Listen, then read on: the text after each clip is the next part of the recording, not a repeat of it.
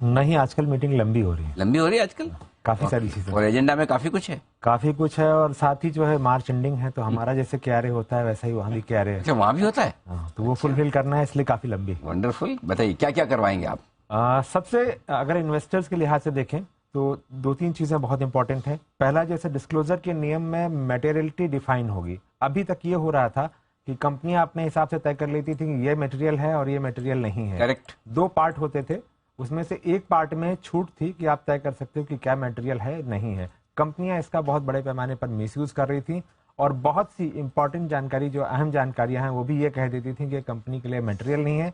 तो अब मटेरियलिटी में जो हिस्सा नहीं डिफाइन था वो काफी कुछ डिफाइन होगा और उसका डिस्क्लोजर आएगा। तो ये एक बड़ी बात होगी, मतलब निवेशकों के लिहाज से।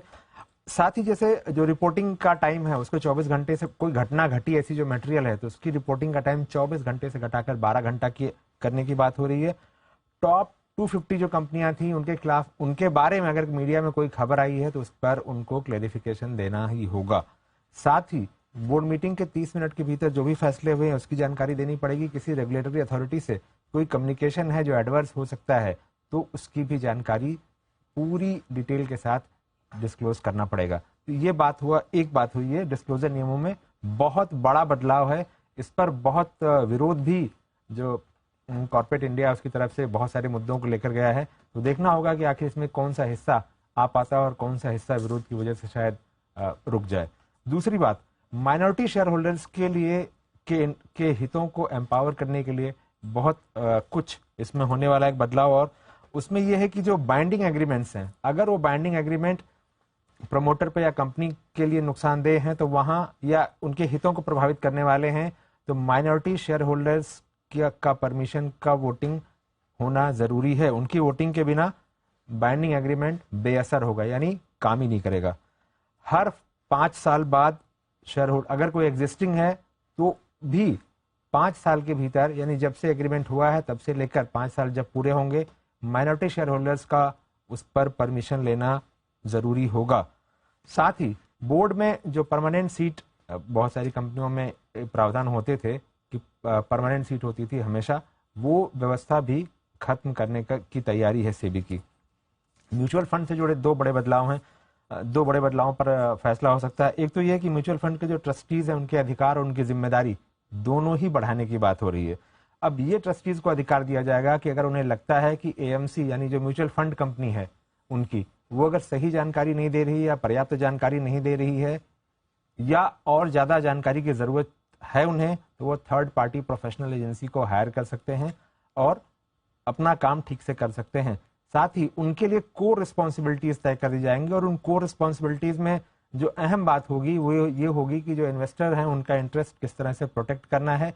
किसी तरह की कोई भी गड़बड़ी ऐसी तो नहीं हो रही है जो इन्वेस्टर्स के खिलाफ जाती है, तो उसको प्रोटेक्ट करना मेन जिम्मेदारी होगी। साथ ही इनका जो स्ट्रक्चर है, एक trustee structure, board of trustee का स्ट्रक्चर है, एक ट्रस्टी कंपनी का स्ट्रक्चर है। ये बात भी, इस बात पर भी चर्चा हो सकती है कि जो कंपनियां हैं उनको एक समय दिया जाए 1 साल या 2 साल का, कि वो बोर्ड ऑफ ट्रस्टी स्ट्रक्चर से कंपनी स्ट्रक्चर में मूव कर जाए, ताकि जो निरंतरता रहे, अगर चेंज होता है मैनेजमेंट तो वो बना रहे।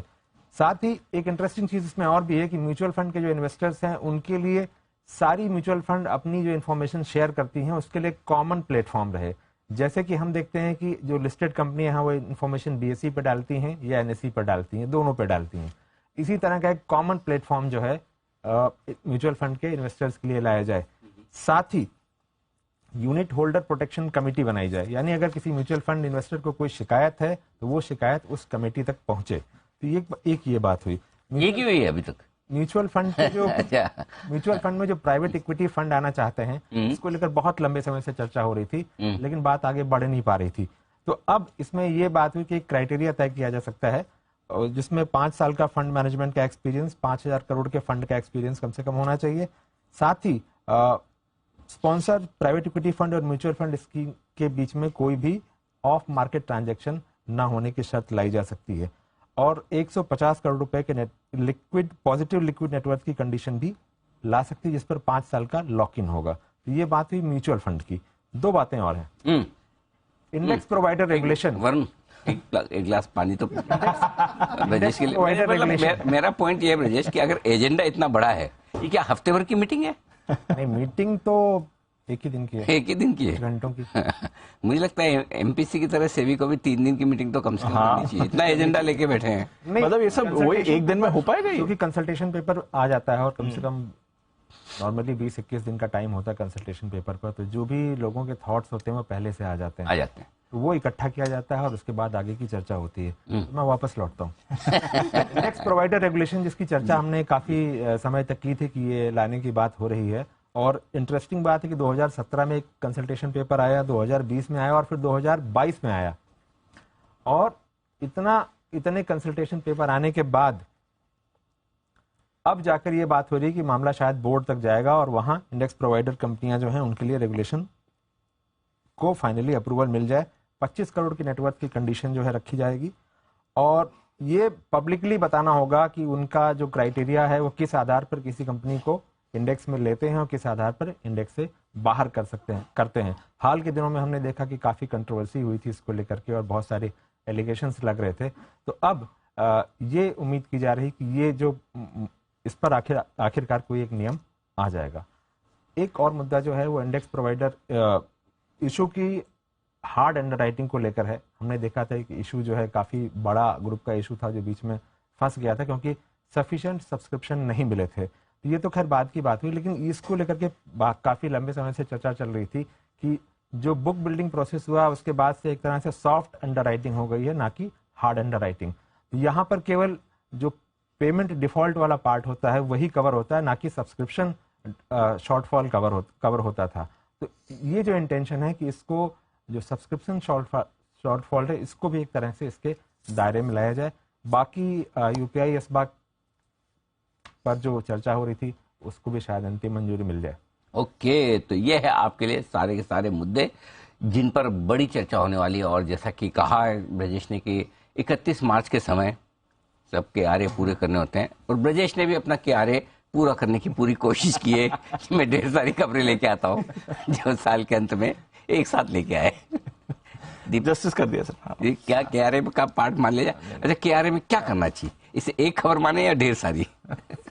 अब वैसे तो एक ही खबर मानी जाएगी, लिंक तो एक ही माना जाएगा। देख लीजिए ब्रजेश, देख लीजिए, ऐसे अच्छे बॉस मिलते नहीं आसानी से।